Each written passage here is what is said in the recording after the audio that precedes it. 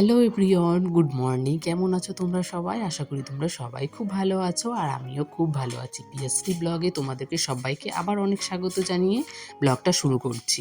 এখন হচ্ছে শীতের বেলা, তো শীতের বেলাতে কাজ করতে করতে কিন্তু আমাদের অনেকটা দেরি হয়ে যায়। তাই সকালে নিজের কাজগুলোকে একটু গুছিয়ে রাখার জন্য বলতে পারো যে একটু নিজেকে সময় দেওয়ার জন্য একটু নিজেকে যদি বুদ্ধি করে কাজগুলো করি না, তাহলে আমাদের কাজগুলো কিন্তু অনেকটা সহজ হয়ে যায়। যেমন ধরো আমি সকালবেলা যদি একটু তাড়াতাড়ি উঠতে পারি তাহলে কিন্তু অনেকটা কাজই এগিয়ে যায়, কিন্তু আমার যেটা কোনো দিনই হয় না। ভাবি প্রত্যেকটা দিন যে একটু তাড়াতাড়ি উঠবো, কিন্তু উঠতে পারি না। কেন বলো তো? অনেকটা সকালেই ঘুমটা ভেঙে যায়, কিন্তু এত শীতের মধ্যে না আর উঠতে ইচ্ছে করে না। মনে হয় আর একটু ঘুমায় না, একটু শুয়ে গড়াগড়ি দিই, মামামকে নিয়ে একটু খেলি, সেই করতে করতে কিন্তু অনেকটা দেরি হয়ে যায়। তো তারপরে উঠে আবার কি করব? যতই দেরি করে উঠি সংসারের কাজগুলো তো আমাকে করতেই হবে। গুড মর্নিং মা। গুড মর্নিং বলো সবাইকে। Good morning. তুমি কি খাচ্ছ? চা। তাই? ছোট বাচ্চারা কেউ চা খায়? খায়। তো প্রতিদিনের রুটিন হচ্ছে আমি সকালবেলা ঘুম থেকে উঠে আগে ব্রাশটা হাতে নিয়ে একটু ঘুরে বেরিয়ে ব্রাশটা করে নিই। তারপরে যে ঘরের কাজগুলো থাকে সেগুলো আমি পরে করি। যেমন আগে ঘর মুছে নিই, সকালে উঠে ঝাঁট দিয়ে ঘরটাকে সুন্দর করে ঝাঁট দিয়ে নিই আগে, তারপর ঘরটাকে মুছে নিই। তাহলে কি বলো তো, ঘরটা একটু পরিষ্কার পরিচ্ছন্ন থাকে। আর সকালবেলা যদি পরিষ্কার ঘর দেখা হয় না, তাহলে কিন্তু মনটাও পুরো ফ্রেশ হয়ে যায়।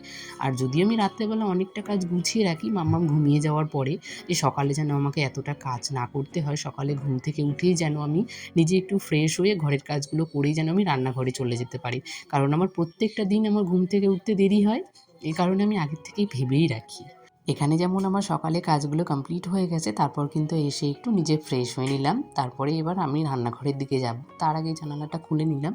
তো দেখছি খুলেই এতটা রোদ না, খুব ভালো লাগছে। ঘরের কাজগুলো কমপ্লিট করে তারপর আমি এসে গেছি রান্নাঘরে। তো রান্নাঘরে এসেই তো সকালবেলা একটু তাড়াহুড়োর মধ্যেই কাটে। তো ২ দিকে দেখো বসিয়ে দিয়েছি।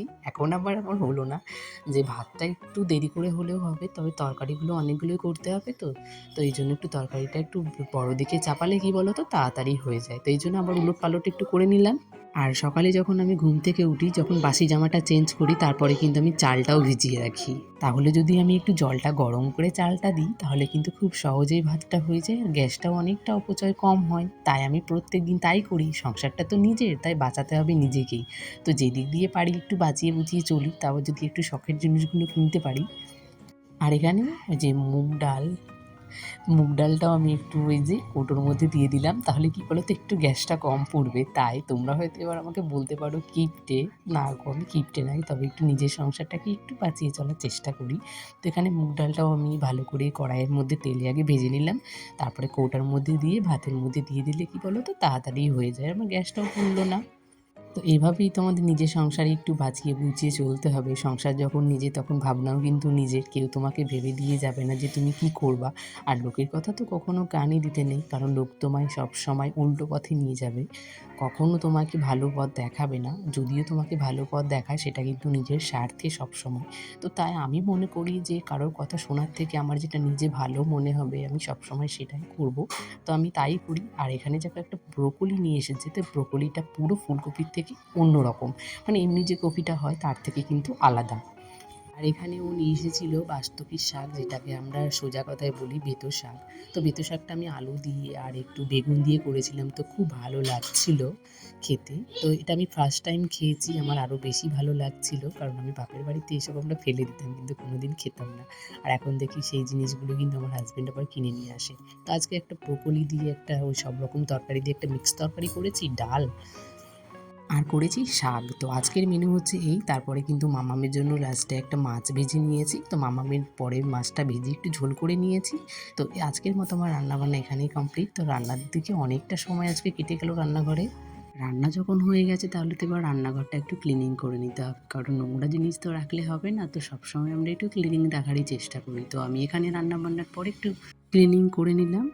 অল্প একটুই করেছি আজকে, বেশিক্ষণ ধরে মোছামুছিটা আর করিনি, কারণ অনেকটা তাড়াহুড়ো ছিল। মাম্মামকে খাওয়ানো ছিল, ঘুম পাড়ানো ছিল, আর ঘড়িতে দেখছি অনেকটা বেজে গেছে। স্নান করে এসে গেছি, আসার পরে একটু বজরংবলী পড়ে নিলাম, একটু প্রণাম করে নিলাম, তারপরে যে আবার যে কাজগুলো আছে সেই কাজগুলো করে নেব। তার আগে মাম্মামকে ঘুম পাড়িয়ে দিয়েছি, আমার খাওয়া দাওয়া কমপ্লিট হয়ে গেছে। এখন যে বিকেলের কাজগুলো যেগুলো আছে সেই কাজগুলো এখন একটু সেরে নেব। যেমন হচ্ছে এই যে জানালার কাছে যে পর্দাটা দেখছো, সেটা কিন্তু একেবারেই পাতলা ছিল। তো এইটা কিন্তু আমার অনেক আগেকার ভিডিও, কবে তোমাদের সঙ্গে যে শেয়ার করব সেটা কিন্তু করাই হচ্ছিল। তাই ভাবলাম যে আগের যে ভিডিওগুলো আছে সেগুলো তোমাদের সঙ্গে আগে শেয়ার করে নিই, তারপর নতুন ভিডিও তোমাদের সঙ্গে নিয়ে আসবো। আর সন্ধে যেহেতু হয়ে গেছে তাই ভাবলাম চলো যে সন্ধেটা দিয়ে দিই। মা এখন সন্ধে দিচ্ছে না, পুজোও দিচ্ছে না, তাই একা হাতে সংসারের কাজগুলো প্রত্যেক কিছু করতে না অনেকটা কষ্ট হয়ে যায় গো সত্যি। বাচ্চা নিয়ে কাজ করা যে কতটা কষ্টকর তোমরা হয়তো সবাই জানো। সন্ধ্যের পরেও অনেক কাজ আছে, বিকেলের কাজগুলো যেহেতু আজকে করিনি, তো সন্ধ্যের পরে কাজগুলো ভেবেছি আজকে করব। তো এখানে আবার একবার হনুমান চালিসা পড়ে নিলাম, যেহেতু দিনের মধ্যে দুবার পড়তে হয় না, যদিও আমি ইচ্ছে হয় যে পুজোর ঘরে আসলেই তখন আমি একটু পড়ে নিই। আর আমার কি বলতো, হনুমান চালিসা না পড়তে খুব ভালো লাগে। আমি সারাদিনই যেহেতু আমার মনে হয়ে গেছে সবসময় আমি পড়ি, আর বই নিয়ে খুব একটা আমি কমই পড়ি। তো যেহেতু এখন সন্ধে হয়ে গেছে, তো হাজব্যান্ড অফিস থেকে চলে এসেছি, ও বলল কিছু একটা টিফিন বানিয়ে দাও। তো কী টিফিন বানাবো সেটাই ভাবছিলাম। তো ভাবলাম যে চলো আজকে একটু নিরামিষ চাউমিন বানানো যাক। আর যদিও সারাদিনটা নিরামিষই খাওয়া হয়েছে, তো ভাবলাম যে চলো আজকে তাহলে নিরামিষটাই খাওয়া হয়ে যাক।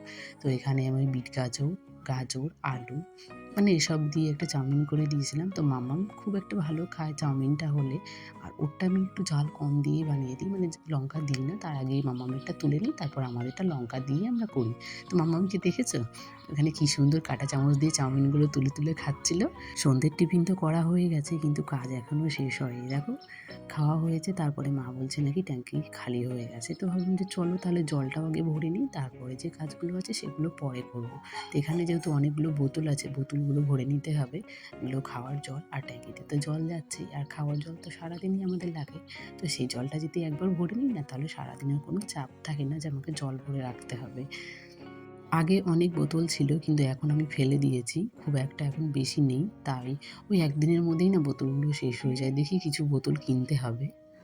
আর কবে যাই দেখি মানে নবদ্বীপ, তারপরে বোতল কিনে নিয়ে আসবো। আর এদিকে যে আমার রান্নার জলগুলো হয় না, সেগুলো আমি রেখে দিই ট্যাঙ্কির থেকে। আমার ওই জল নিয়ে মনে হয় যে আমার রান্না করতে ভালো লাগে না, তাই আমি একটু এক্সট্রা করে জলগুলো ধরে রাখি। যেহেতু ট্যাঙ্কিতে আর প্রত্যেক মাসে পরিষ্কার করা হয় না, কিন্তু ভেতরটা অনেক নোংরা হয়ে যায়, তাই আমি কিন্তু ট্যাঙ্কির জলগুলো সেই বাসন মাজা, পায়খানা, বাথরুমে এগুলোতে ইউজ করি। আর রান্নাবান্নাতে আমি করি না, তাই হাঁড়িতে জলগুলো আমি ধরে রেখে দিই। আর এখানে দেখো সন্ধ্যেবেলা ও যে বললাম না অফিস থেকে চলে এসেছে, আসার সময় মায়াপুরে ইসকনের মানে প্রসাদ নিয়ে এসেছে। তো অনেক রকমের প্রসাদ ছিল। তো এখানে এটা ছিল ওই বেবিকর্ন, তার সঙ্গে ছিল একটা পাঁচ তরকারি, ফুলকপির তরকারি, আর ছিল শিম ভাজা, সেটা পোস্ত দিয়েছিল, আর ছিল একটা শাক, আর এখানে ওই কাবলি ছোলা দিয়ে পনির দিয়ে আলু দিয়ে একটা তরকারি ছিল। আর এখানে একটা মূলোর কি একটা ছিল, কিন্তু বেশ ভালো লাগছিল। আমরা যেগুলো বাড়িতে করি সেগুলো কিন্তু ভালো লাগে না, কিন্তু বাইরের থেকে আসলে খুব ভালোই লাগে। আর যেহেতু প্রসাদ জিনিস আমরা তো আর একা খেতে পারি না, তাই ভাবলাম যে যখন নিয়ে এসেছে, তো চলো সবাইকে একটু করে দেওয়া যাক। আর যেহেতু একা ভালোও লাগে না খেতে, সবাইকে দিলে একটু মনটাও ভালো লাগে যে না সবাইকে একটু দিয়ে ধুয়ে খাওয়া হলো। তো তাই এখানে আমি সবার জন্য একটু হাঁড়িতে দিয়ে দিচ্ছি, আর এই হাঁড়িগুলোতে করেই নিয়ে এসেছিল। তো সুন্দর লাগছে না হাঁড়িগুলো দেখতে, আমি একটাও রাখিনি, ফেলে দিয়েছি। খাওয়ার পরে আর সবাইকে একটা করে দিয়ে দিয়েছি। তো চলো বন্ধুরা, আজকের মতো ভিডিওটা আমি এখানেই শেষ করছি। ভিডিওটি ভালো লাগলে সবাই একটা করে লাইক করে দিও, কমেন্ট করিও, আর আমার চ্যানেলে কোনো নতুন বন্ধু এসে থাকলে চ্যানেলটিকে প্লিজ সাবস্ক্রাইব করে দিও। দেখা হবে আবার একটা নতুন ভিডিওর সঙ্গে, ততক্ষণের জন্য টাটা, গুড নাইট সবাইকে, আর সবাই ভালো থেকো।